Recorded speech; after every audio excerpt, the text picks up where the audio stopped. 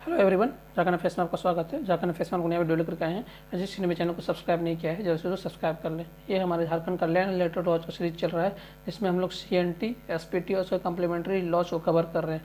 हमने CNT भी complete कर दिया, SPT भी कंप्लीट कर दिया। इसमें हम लोग इंपॉर्टेंट आर्टिकल्स को देख रहे हैं।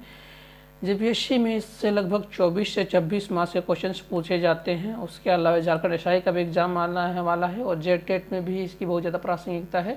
और झारखंड के सभी एग्जाम में, JPSC के अदर एग्जाम में इसकी बहुत प्रासंगिकता है और JSSC के सारे एग्जाम में इससे काफ़ी क्वेश्चंस पूछे जाते हैं। तो इसकी इंपॉर्टेंस बहुत ज़्यादा है। आप नॉलेज पेपर से भी इसको देख सकते हैं।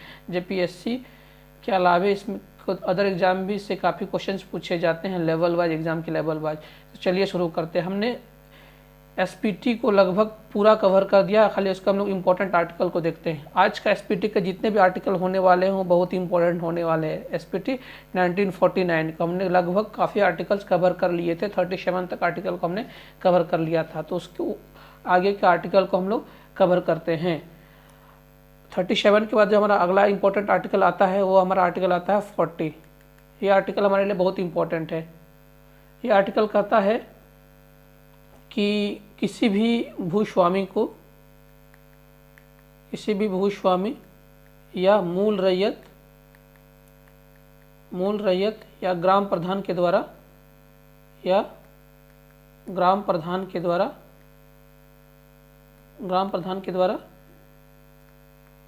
किसी भी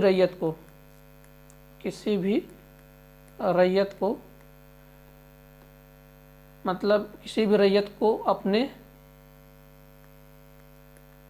तालाब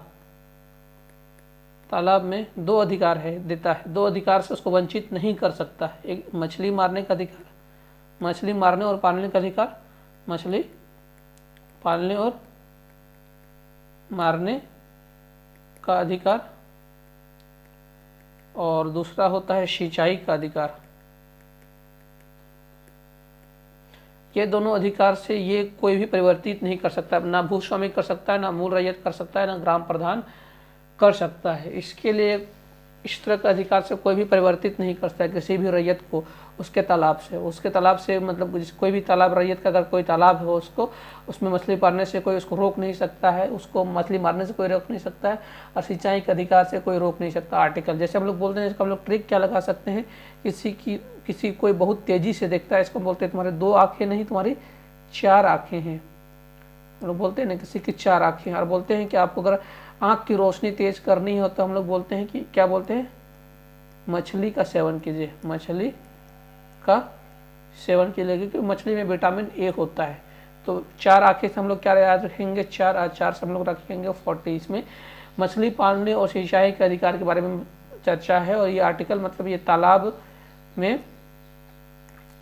में मछली मारने और सिंचाई का अधिकार से कोई भी मूल रैयत, भूस्वामी और ग्राम प्रधान, ये तीनों जो होते हैं किसी भी रैयत को इससे बेदखल नहीं कर सकते हैं। ये आर्टिकल 40 में इसकी चर्चा है। ये बहुत इंपॉर्टेंट आर्टिकल है। जैसे हम लोग पीछे हम लोग बोले थे ना, ये इसके हम लोग देखे थे मवेशी के बारे में, जाहिर थान के बारे में अलग अलग चर्चा थे। उसी तरह ये आपको अलग अलग SPT में आपको अलग अलग अधिकार दिए गए हैं। ये उसमें से बहुत इंपॉर्टेंट अधिकार है। उसका हमारा अगला आर्टिकल आ जाता है कि मान लीजिए कोई भी आपकी कृषि भूमि पर अतिक्रमण कर देता है। अगर कृषि भूमि पर अतिक्रमण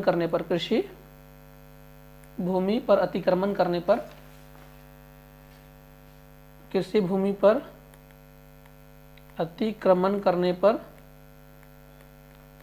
उपायुक्त के पास आवेदन करने पर,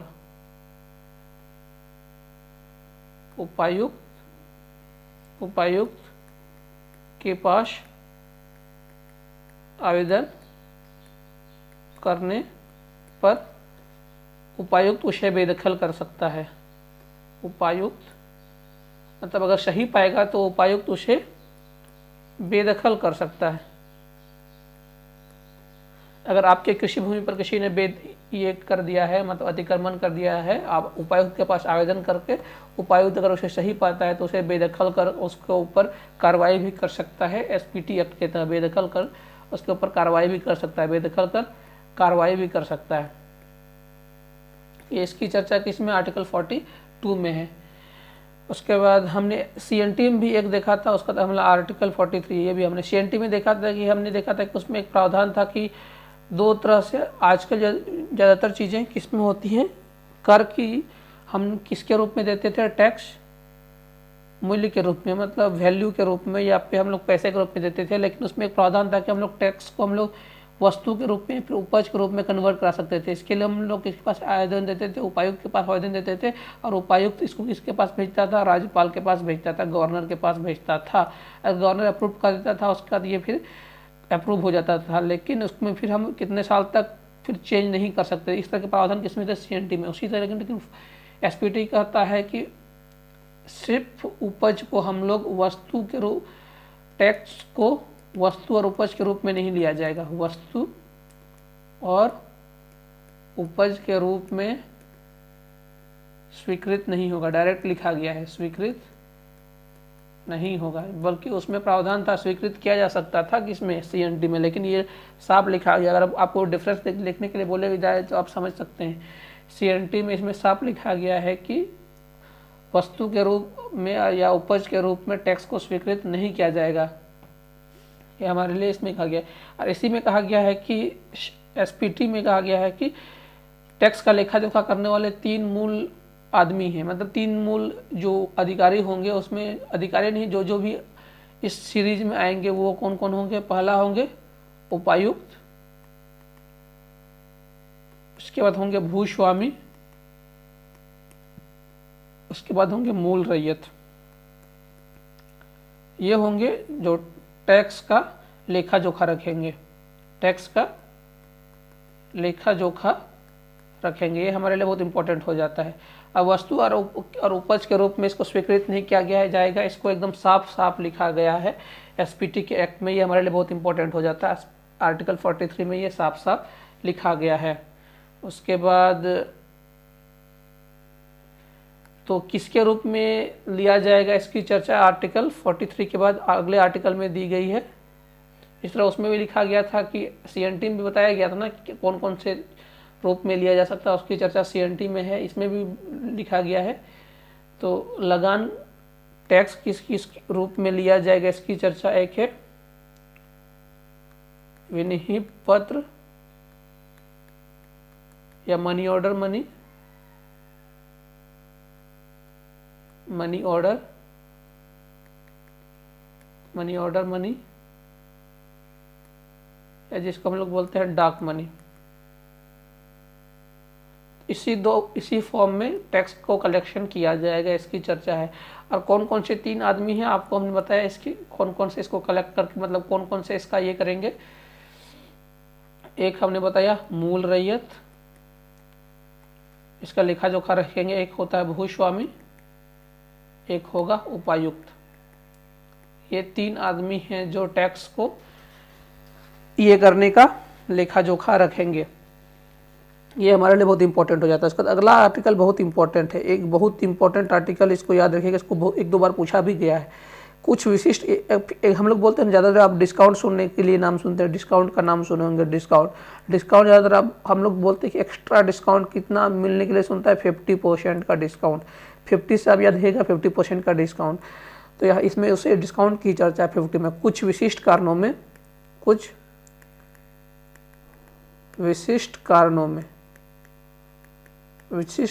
में टैक्स में छूट दी जा सकती है। इसकी चर्चा किसमें है, आर्टिकल धारा 50 में है। धारा 50 में, इसमें धारा 50 से हम लोग क्या याद रखेंगे, 50% डिस्काउंट। 50% डिस्काउंट धारा 50 से याद रखेंगे तो हम लोग क्या याद रखेंगे, कुछ विशिष्ट कारणों में इसमें टैक्स में छूट दी जा सकती है। इसकी चर्चा धारा 50 में है। ये हमारे लिए बहुत इंपॉर्टेंट है। अगर छूट भी दे दी जाती है तो कुछ देखिए उसका, तो कुछ बेईमान लोग भी होंगे, तो बेईमान लोग आएंगे, उसके आर्टिकल 52 में चर्चा है। मान लीजिए भूस्वामी बेईमान हो गया या फिर ग्राम प्रधान बेईमान हो गया, मतलब टैक्स कलेक्ट करने वाला, और टैक्स के अलावा कुछ एक्स्ट्रा मनी कलेक्ट करता है, और टैक्स के अलावा भी एक्स्ट्रा मनी कलेक्ट करता है, तो उसका भी दंड का प्रावधान है। उसी की चर्चा इसमें है। मान लीजिए भूस्वामी भूस्वामी या कोई भी अभिकर्ता, मतलब जो टैक्स के लिए ये है मूल रैयत या फिर अभिकर्ता, अभिकर्ता टैक्स के अलावे कोई भी मनी कलेक्ट करता है, टैक्स के अलावे, या फिर इसको हम लोग लिखेंगे लगान के अलावे, लगान के अलावे कोई भी रकम वसूल करता है, वसूल करता है तो वह दंड का भागी होगा। इसकी चर्चा डिस्काउंट के बाद आर्टिकल 52 में, 50 में डिस्काउंट है, 52 में जो बेईमान लोग हैं उस जो एक्स्ट्रा टैक्स कलेक्ट करते हैं उसकी चर्चा है 52 में। उसके बाद हमारे लिए आर्टिकल 53 को आप वेरी इंपॉर्टेंट में लिख लीजिएगा। 53 में बहुत इंपॉर्टेंट आर्टिकल है, इसकी चर्चा बहुत जगह होगी और ये बहुत इंपॉर्टेंट है। अब मान लीजिए आर्टिकल 53 के तहत कोई भी आदमी अपने जोत पर, यदि कोई रैयत, यदि कोई रैयत अपने जोत पर, अपने जोत पर कोई भी काम करा रहा है, मान लीजिए अपने जोत पर मान लीजिए भवन निर्माण करा रहा है, भवन निर्माण करा रहा है, मान लीजिए उसमें शैक्षणिक काम करा रहा है, मतलब शैक्षणिक काम मीन्स हो गया कि मतलब मान लीजिए शैक्षणिक स्कूल खोल रहा है, मतलब शैक्षणिक विद्यालय काम करा रहा है, मतलब फिर या फिर धार्मिक वाला काम करा रहा है, और उसके बाद खदान वाला काम करा रहा है, मतलब हम लोग बोलते हैं ना कि लोहा कोयला इस तरह का काम करा रहा है, या फिर सिंचाई वाला काम करा रहा है, सिंचाई वाला काम, या फिर कोई परियोजना वाला काम करा रहा है, इस तरह का कोई भी काम करा रहा है, मतलब वो कोई काम जो राष्ट्रीय नीति को प्रभावित करता है, वो सारे काम राष्ट्रीय नीति को प्रभावित करने वाला काम, राष्ट्रीय नीति को प्रभावित करने वाला काम, प्रभावित करने वाला काम, अगर वैसा कोई भी काम जो राष्ट्रीय नीति को प्रभावित करने वाला है, कोई भी रैयत अपने जोत पर ऐसा कोई काम करा रहा है, इसके लिए इसको उपायुक्त की परमिशन की जरूरत पड़ेगी, उपायुक्त के परमिशन की जरूरत पड़ेगी। इस पर दो तरह का क्वेश्चन पूछा जा सकता है। अगर आसान क्वेश्चन उसको पूछना रहेगा तो पूछा जाएगा कि इस तरह के परमिशन, इस तरह की चीज़ों में उसको किसके परमिशन की जरूरत पड़ेगी, तो आपको ज़्यादा याद करने की जरूरत नहीं है, उसको आप डायरेक्ट मार सकते हैं, उपायुक्त परमिशन की जरूरत पड़ेगी।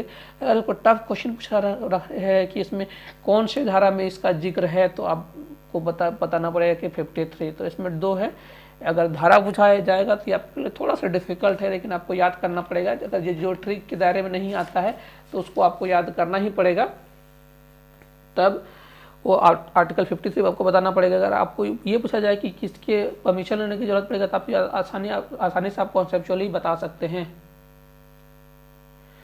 उसका जैसे एक CNT में प्रावधान था, CNT में प्रावधान था 264, जो हमारा वीडियो देख रहे हैं तो उसको आपको बहुत इंपॉर्टेंटली बता दिए थे। CNT में एक वेरी इंपॉर्टेंट आर्टिकल में आता था कि CNT में एक ये प्रावधान था कि अगर CNT के कोई भी, CNT में ये प्रावधान था कि CNT में अगर कोई भी अपने मूल उद्देश्य को पूरा नहीं कर पा रहा है, कोई भी अगर CNT का ये लॉ, तो उसके लिए नया नियम बनाया जा सकता है। आर्टिकल 264 कहता है नया नियम बनाया जा सकता है। CNT में 264 CNT को ये पावर देता है, मतलब नए नियम को जन्म देने के लिए पावर देता है आर्टिकल 264 CNT का। उसी तरह SPT का भी एक ये है, उसमें 64 था, इसमें 54 है, 254 नहीं है, इसमें सिर्फ 54 है। 54 वो कहता है कि अगर SPT में कोई प्रावधान को अगर पूरा नहीं हो पाता है उस नियम से, तो नया नियम बनाया जा सकता है। 54 में कोई प्रावधान अगर पूरा नहीं हो पा रहा, कोई प्रावधान अगर पूरा नहीं हो पा रहा है, पूरा नहीं हो, ये SPT की बात हो रही है। SPT बहुत इंपॉर्टेंट है। SPT का 54 और CNT का 264 पूरा नहीं हो पा रहा, मतलब जिसका SPT का उद्देश्य पूरा नहीं हो पा रहा उस लॉ के तहत, तो SPT में नया नियम बनाया जा सकता है। नया नियम राज्य सरकार बना सकती है, राज्य सरकार बना सकती है। इसकी चर्चा SPT में है, ये बहुत इंपॉर्टेंट है, वेरी इंपॉर्टेंट आर्टिकल में, इसको मार्क कर लीजिए। उसके बाद हमारा आर्टिकल 56 आ जाता है। ये तो आप ये हमारा 54 देख लें। उसके बाद कहता, आपने देखा है कि इसमें ज़्यादातर पावर किसको दिया गया है, उपायुक्त को दिया गया है। आर्टिकल 56 कहता है कि उपायुक्त के आदेश के बिना, उपायुक्त के आदेश के बिना कोई भी कृषि भूमि का बंदोबस्ती नहीं किया जा सकता है। कोई भी कृषि भूमि का बंदोबस्ती नहीं किया जा सकता।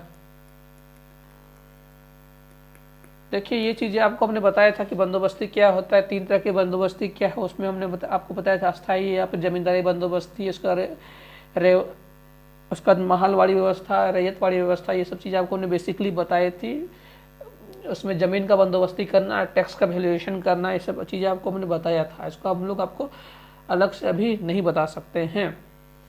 तो ये हमारे लिए बहुत इंपॉर्टेंट है, 54 भी और 56 भी। उसके बाद हमारे आता है कि 60 भी हमारे लिए बहुत इंपॉर्टेंट है। 60 कहता है कि मान लीजिए एसपीटी में जैसे बहुत सारे प्रावधान हैं, मान लीजिए किसी पूर्व अधिकारी आए और उसने एसपीटी के किसी लॉ का उपयोग किया, एसपीटी के किसी लॉ का उपयोग किया, तो नए अधिकारी उसका पुनर्निरीक्षण कर सकते हैं। एसपीटी के कोई पूर्व अधिकारी के लॉ का उपयोग किया तो नए अधिकारी उसका पुनर्निरीक्षण कर सकते हैं। मतलब एसपीटी के तहत उसने कोई निर्णय लिया, उसका ये किया, तो नए अधिकारी अगर आएंगे तो उसका पुनर्निरीक्षण कर सकते हैं या फिर वो स्वयं भी उसका पुनर्निरीक्षण कर सकते हैं। इसकी चर्चा आर्टिकल 60 में है, ये भी हमारे लिए बहुत इंपॉर्टेंट है। उसके बाद हमारा आर्टिकल 63 भी हमारे लिए बहुत इंपॉर्टेंट है। आर्टिकल 63 कहता है कि अगर हम लोग उपायुक्त के पास कोई भी आवेदन करते हैं एसपीटी के तहत, अगर हम लोग उपायुक्त के पास कोई भी आवेदन करते हैं एसपीटी के तहत, आवेदन करते हैं एसपीटी के तहत, तो अगर जो निर्णय लेंगे, मतलब अगर उन्होंने पूर्ण निर्णय ले लिया या फिर आंशिक निर्णय ले लिया, चाहे पूर्ण निर्णय ले लिया या फिर डायरेक्ट या फिर इनडायरेक्ट निर्णय ले लिया, उस पर न्यायालय में कोई वाद विवाद नहीं हो सकता। न्यायालय में कोई वाद विवाद नहीं हो सकता। मतलब आवेदन के आधार पर, आवेदन के निर्णय का कहने का मतलब है कि उनके आवेदन पर उन्होंने जो आदेश दिया है, आदेश पर वाद विवाद नहीं हो सकता है। मतलब निर्णय नहीं कर सकते, उसके आदेश पर वाद विवाद नहीं हो सकता। ये हमारे लिए निर्णय से ज़्यादा अच्छा शब्द होगा आदेश, उनके आदेश पर, क्योंकि वो ये निर्णय लेने वाले ये में नहीं आएंगे, उनके आदेश पर वाद विवाद नहीं हो सकता है। ये हमारे लिए बहुत इंपॉर्टेंट आर्टिकल है। उसके बाद एक धारा हमारे लिए इम्पोर्टेंट है, अगर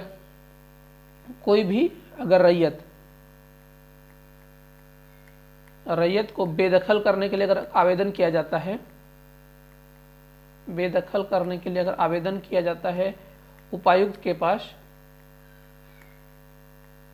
तो उस पर निपटारा कितने वर्षों में होगी, उसे संबंधित निपटारा कितने वर्षों में हो जाना चाहिए, मिनिमम मतलब मैक्सिमम 2 वर्षों में इस पर निपटारा हो जाना चाहिए। अगर इस पर 2 वर्षों में निपटारा नहीं होता है तो आप उसके लिए न्यायालय में जा सकते हैं और केस भी कर सकते हैं। इसकी चर्चा धारा 14 में है, ये हमारे लिए इम्पोर्टेंट है।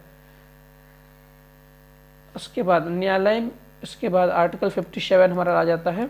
आर्टिकल 57 कहता है कि न्यायाधिकरण के आयुक्त के विरुद्ध में अपील कितने दिनों में होगी। न्यायाधिकरण के आयुक्त के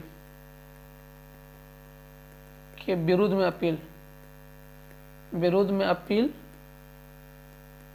90 दिनों के अंदर में होगी, 90 दिन के अंदर में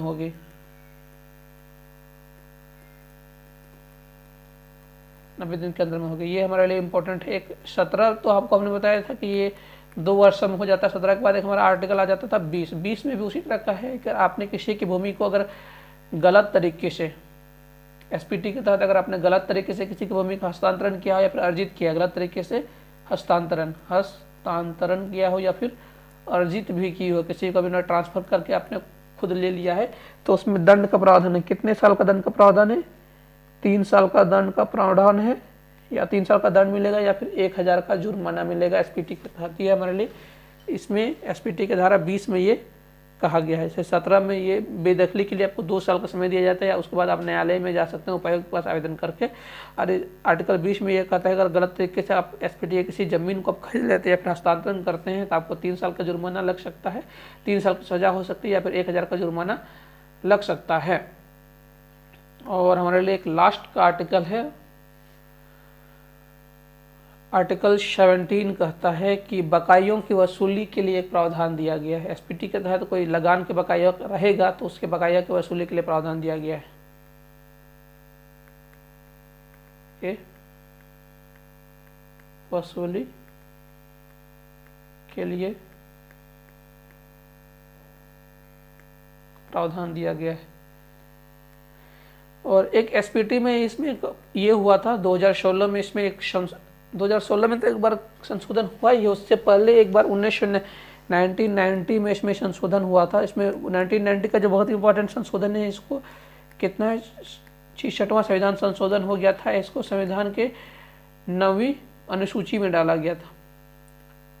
9वीं अनुसूची में डाला गया था। 9वीं अनुसूची में डालने के बाद इसको इस पर ये नहीं किया जा सकता है, इस पर चैलेंज नहीं किया जा सकता है कोर्ट में चैलेंज नहीं किया जा सकता है 9वीं अनुसूची में डालने के बाद। उसके बाद एक्सेप्ट 9वीं अनुसूची में डाला गया था। उसके बाद इसमें एक्सेप्ट एक धारा को छोड़ करके सबको 9वीं अनुसूची में डाला गया था, एक्सेप्ट 53। तो 53 में वही आपको हमने बताया था कि जिसमें 53 धारा क्या कहता है कि अगर आप राष्ट्रीय नीति को प्रभावित करने के लिए आप जमीन पर काम कर रहे हैं, उसके लिए आपको उपायुक्त की परमिशन की जरूरत पड़ेगी। वो धारा को छोड़ करके बाकी सबको किसमें डाला गया है? 9th शेड्यूल में डाला गया है। तो ये सब आर्टिकल हमारे लिए बहुत इंपॉर्टेंट हो गए। ये सारे के सारे एग्जाम में बहुत दफ़ा पूछे गए हैं, अलग से अलग एग्जाम में, और इसकी पूछे जाने की संभावना हर एग्जाम में बनी रहती है और इसकी संभावना बहुत ज़्यादा है। ये हर आर्टिकल आपको समझ में आना चाहिए, हर एग्जाम में इसके पूछे जाने की संभावना बहुत ज़्यादा है और ये बहुत इंपॉर्टेंट आर्टिकल है। आपकी कोई भी क्वेरी हो कमेंट सेक्शन में दे सकते हैं। और आप इस वीडियो को देखने का आपका बहुत बहुत धन्यवाद। प्लीज़ लाइक, शेयर और सब्सक्राइब कर दें।